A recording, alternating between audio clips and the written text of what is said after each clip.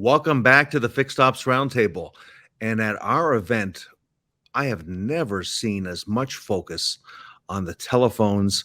And to further this discussion, we have brought in the expert.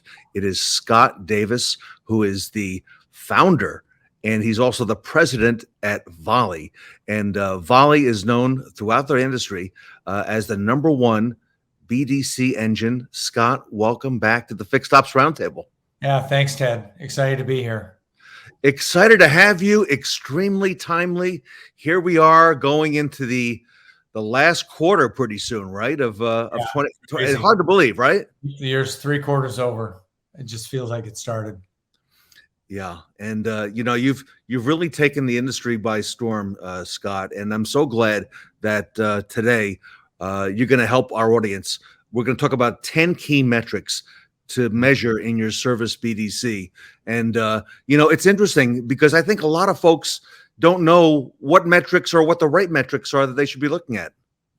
Sure. Yeah. I mean, and there's a million of them you can measure, but there's some key ones that'll help you grow your business.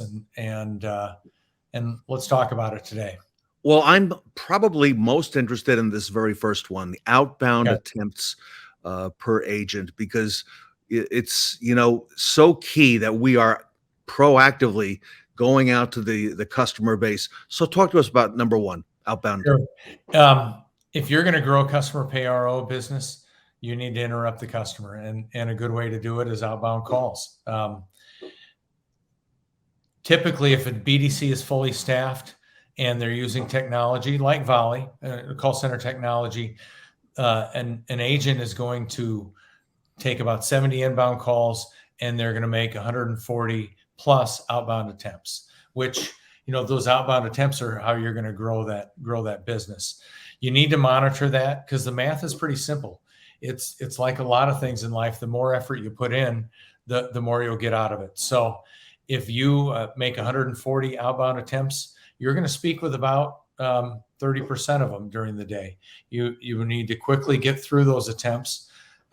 Those 140 outbound attempts should be about 16 appointments per day. So at $295 an RO, that's good revenue each agent was able to do.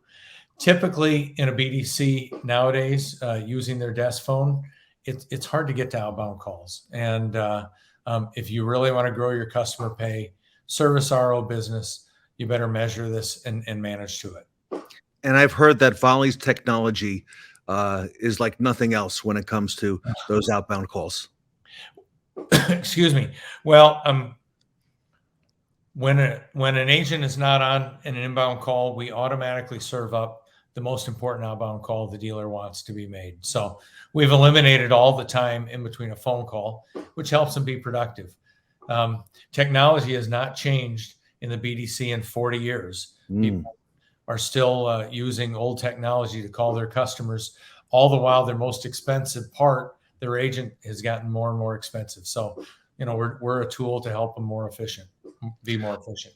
Let's talk about number two, the drop rate. Sure. Dealers don't want to ever drop any customer. It's not really realistic, though. We consider a dealership that has a fully staffed BDC is going to drop about 6 to 9% of their calls. Calls are never distributed evenly. If you have 10 agents and you get 20 phone calls because everyone's off at lunch, you're going to drop calls. So a good BDC we're seeing is running at about 6 to 9%. And that's a level that you should be able to make 200 and some inbound, outbound combos together each day. And that's a level that seems to manage the business that the customers are trying to give you. So if you're higher than that, you're probably aggravating your customers, and you're leaving a lot of business that you could be getting if you were managing that. Great metrics. All right. Number three, Scott, the callback rate. Yeah. So in call center technology, that's inbound, outbound blended, there are really two components. Certainly the amount of business you're doing by outbound, and then your drop rate on inbound. So before you can get to that outbound business, you need to manage the business the customers are trying to give you, as mentioned above. A good platform will allow you to call back all the people that you missed in it. So you can essentially lower your drop rate to zero. There's been studies that have shown that 70% of the people who you miss, they go somewhere else. So your callback percentage should be near to 100% as possible. Good technology will allow you to manage that and certainly prioritize the ones so you can do it in the order. But you can, the first step is to do no harm for the people who are trying to trade with you. And I would manage that, and I would shoot for 100% of the people called back that you missed. I'm interested in number 4, contact rate. And Scott, if you don't mind, define for us the contact rate, what that means. Yeah. So the way we define it is the number of people you enroll in a campaign, for instance, recall or service retention, et cetera, to the people that answer the call. So if you enroll 100 people and 27 people answer the phone when you call, that's a contact rate of 27%. These contact rates will vary based on the type of campaign you're running, how current the customers are, or if they're lost customers, it'll be a lower contact rate, and the number of attempts you're running. So typically with call center software, you make the first attempt. If they don't answer, you'll re-enroll them in a few days or a few hours and try them again. And those are lower contact rates. But in general, you need to manage it by the campaign. If the rate is not around 30%, it's probably something you have a problem with. The government, well, I mean, Ted, have you ever received on your phone a potential spam label? Just before we started, yeah. Yeah, so we've integrated in technology that we've got an agreement with the carriers to whitelist those numbers. If you're finding a low contact rate, it's quite possible you've got some negative labeling on your calls. Your data could be bad, or your calls are being labeled, or maybe you're enrolling people who haven't been in for 4 years. A lot of them have moved. A lot of them aren't interested in doing business with you. You should manage this by the campaign. And if they're not the levels that you're accustomed to or that are industry standards, you should figure out how to solve it, because all those attempts cost money. And Scott, I would imagine that it is the better dealers who do business with you at Volie, who seek to do these things out, because you're talking about things that, the below average dealers, just don't even do. Oh, I think most dealers are trying hard and running good businesses. I wouldn't categorize it that way. Okay. We compete with 40-year-old desk phone technology, or some of it's new with VoIP technology. Maybe I just need to be a better job of evangelizing what we do. So we've got great dealers that work with us. Okay. All right. Number 5, the outbound appointment conversion rate. So once again, this kind of waterfalls all the way down to the number of people that you've enrolled in a campaign. Typically, you should be able to convert 11 to 15% of the people on a service retention campaign that you set up. If you're below that, most call center softwares, the calls are recorded. You should QA those calls. Make sure that the agents are adhering to the scripts. Script adherence is very important. I know that a lot of good call centers train on the scripts for 5 minutes a day per agent. If you're not seeing these conversion rates, listen to a few calls. Look at the people you're enrolling. Make sure they fit the parameters for the campaign you're supposed to do, and track it. Over at $295 an RO, which one customer gets, a couple percent higher conversion rate is tens of thousands of dollars in a year. So the math is huge, Scott. Number 6, the inbound appointment conversion rate. Yeah. So this one is totally variable to the store by what they do. Service BDCs range from ones who act as a receptionist for the store. Some of them route the status checks to the store. or to the BDC, others to the Sure. service advisor. So just some basic, simple math. 70% of the people who are calling a BDC are trying to schedule an appointment. The others are hour checks, status checks, etc. You should try to be converting over 80% of those people because they're calling to do business with you. If you're not, you need to look at that. Now, that rate might be quite a bit lower if the BDC is answering all of the phone for the entire dealership and routing people to sales and such. But I would look at that every time. Every week, I'd look at that number and make sure you're converting people. I think number 7 will pique the interest of most dealers and GMs, the agent productive time, Scott. Yeah, I mean, we're not expecting people to be on the phone 60 minutes a day, 8 hours a day. But typically, if you're using a desk phone and your typical dealership's agents are on the phone about 35% of the time, good dialing software will eliminate the time in between a call, make it easy for them to go from record to record. And a good benchmark would be my agents are going to be on talking with customers at least 75% of the time. That means that gives them enough time for their breaks. Maybe they need to log out and go speak with a service advisor, or they've got other duties in the dealership. But our dealers shoot for at least 75% efficiency. We have some dealerships that most of their agents are around 90%. Think of the difference between if you've eliminated the time in between a phone call and you get them on the phone, or you keep your agents on the phone longer, that water falls down again to that conversion rate of 11 to 15%. You need to watch the productive time of your agents, and a good system will track that for them. Everybody, we're talking today to Scott Davis. He is the co-founder and president of a company called Volie. They are the number one BDC engine in the industry. And we're going over some important metrics that a lot of dealers ask about, a lot of managers may not know about. Number 8 is a very high interest, Scott, the appointment show rate, because as human beings, I know, I tend to forget if I have an appointment. I need to have some kind of a system to make sure I'm reminded. What about appointments for dealerships? Yeah. Anecdotally, it seems a little lower as we're winding, as summer wound down. Now that we're in the fall, it's ticking up again.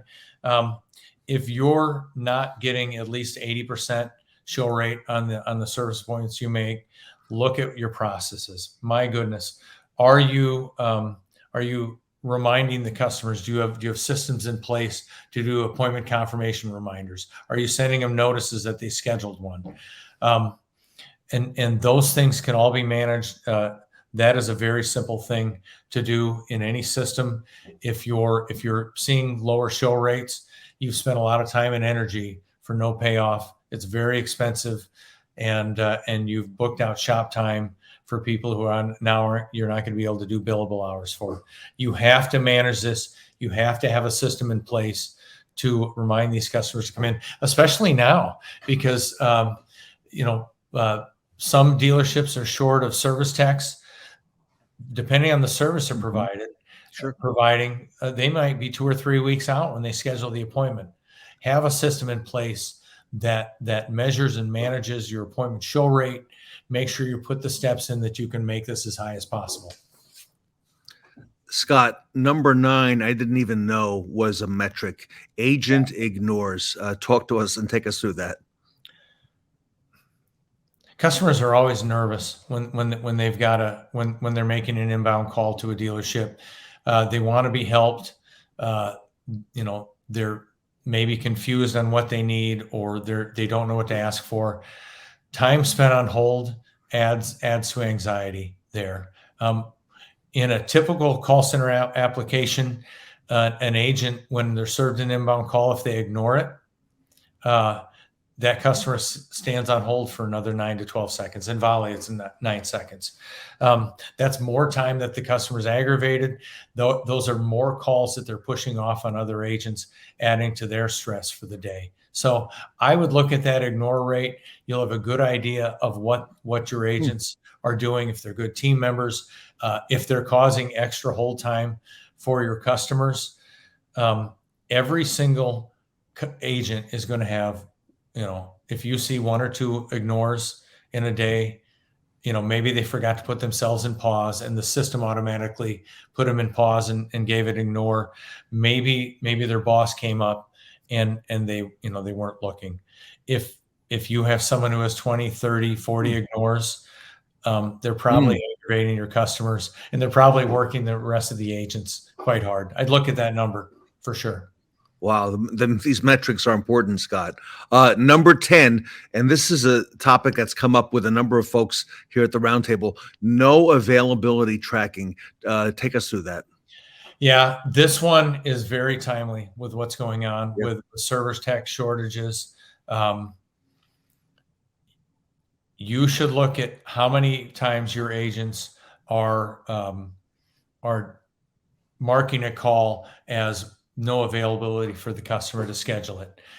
I just looked at one store in preparation for this, Ted. They took, this was a dealer group, they took 6,300 inbound calls that week, and they had 35 no availability dispositions. You are always going to have some. The customer calls in, they can only come Tuesday at 11:45 and it's booked and they can't do it. So that's a normal number. I mean, at 35 out of 6,300, that's normal. But if you're looking at that number and you see that maybe you have 300 no availability call outcomes, you've got issues. Either you have a tech shortage, which you may know about. Maybe you can look at extending your hours or changing those hours. One thing we see is the BDCs get a lot of pushback from the service advisors and techs to maybe they want to block off times. Maybe they don't want to do schedule service appointments at 4:30 on a Thursday or Friday, and they're artificially shortening that window. You need to look at that time, and you need to look at it every week, because it can change on a dime and it can cost you a ton of money. I wouldn't run a business without knowing what that number is, especially now where there's shortages. Everyone, if you look at the metrics that Scott has shared with us, and if you put a dollar amount, which he has, to that average RO, that pencils really quickly. And look at these opportunities that add up. Scott, I know our audience is going to want to reach out to you to get more information, just to maybe recap these metrics. And also, you've built this amazing software, this platform called Volie, which I think would be a compliment to most every dealership watching today. How can our audience reach out to you, and how do we find out more? Well, certainly you can call me or go to volley.com and schedule a demo. If you want what I presented today, just email me at scott@volley.com, or you can fill out the form on the website and we'll send it to you. I really appreciate being on this, Ted. We love Volie. We love working with the dealers and helping it make it easy for them to communicate with their customers. And, I hope to hear from folks. I'll help you in any way I can, with or without Volie. So, and everybody, you're hearing from the president and co-founder of Volie. It's Scott Davis. And Scott, we've got, I think, on the roundtable, the early adopter dealers and the better, the dealers who want to go out and look at this proactively. So I see a great marriage here. So everybody, Scott Davis from Volie here today at the Fixed Ops Roundtable. Thank you, Scott. Thanks, Ted. Thanks for having me.